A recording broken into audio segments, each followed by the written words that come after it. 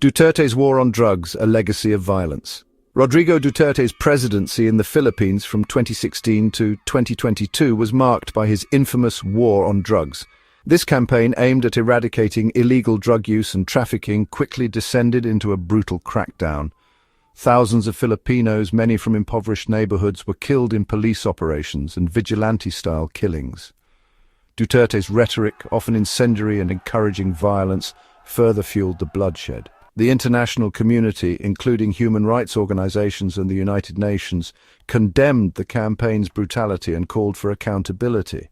The Philippine government defended the war on drugs as a necessary measure to protect the Filipino people.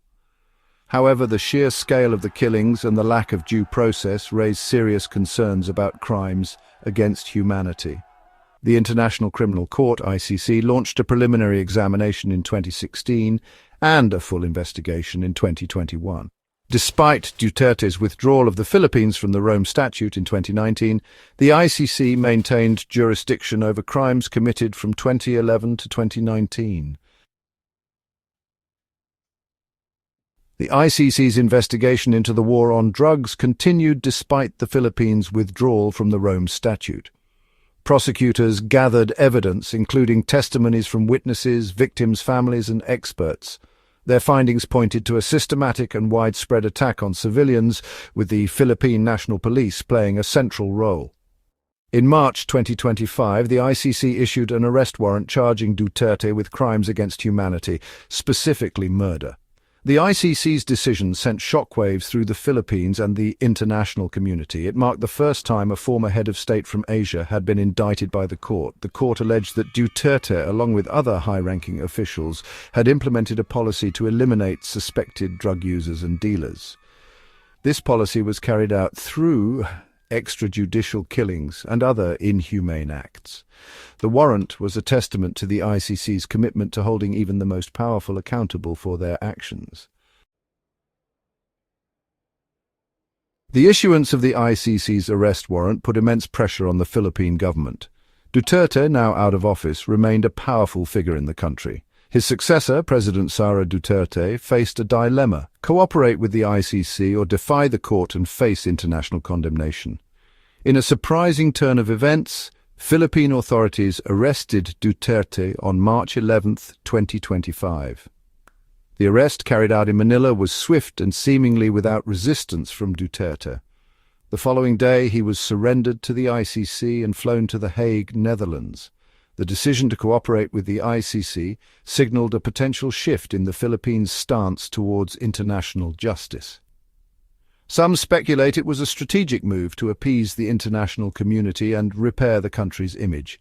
Duterte's arrest and surrender marked a turning point in the Philippines' relationship with the ICC and the pursuit of justice for the victims of the war on drugs.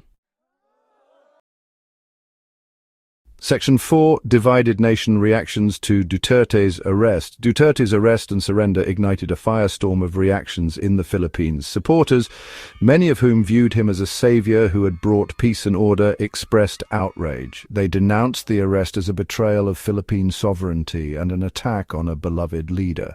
Human rights groups, victims' families, and advocates for international justice welcomed the arrest as a step towards accountability. They saw it as a victory for the rule of law and a testament to the power of international mechanisms. The arrest fueled hopes for justice for the thousands of victims of the war on drugs. The Catholic Church expressed mixed reactions, reflecting the broader societal divide over Duterte's legacy.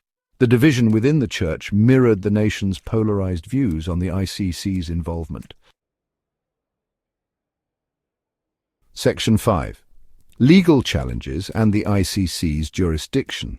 Duterte's legal team launched a series of challenges to the ICC's jurisdiction and the validity of his arrest.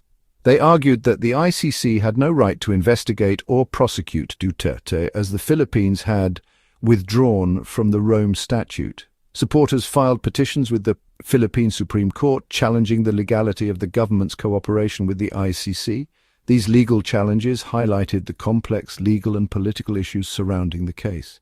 The ICC maintained that it had jurisdiction over the case as the crimes were committed during the Philippines' membership in the court. The ICC asserted that Duterte's rights were being respected and he would be afforded a fair trial. Section 6. A test for international justice, the road ahead. Duterte's arrest and surrender to the ICC marked the beginning of a long legal battle.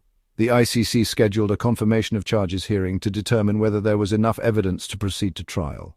Duterte's legal team vowed to vigorously defend their client and challenge every aspect of the prosecution's case. The prosecution team at the ICC faced the task of proving beyond a reasonable doubt that Duterte was responsible for crimes against humanity. The trial, if it proceeded, promised to be a landmark event in international criminal law. The outcome of the case had far-reaching implications for international justice and the ICC's credibility.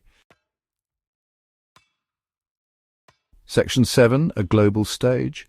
The significance of Duterte's case. Duterte's case captured global attention and sparked debate about the role of international justice and the limits of sovereignty. Human rights organizations viewed it as a test of the international community's commitment to holding perpetrators of mass atrocities accountable.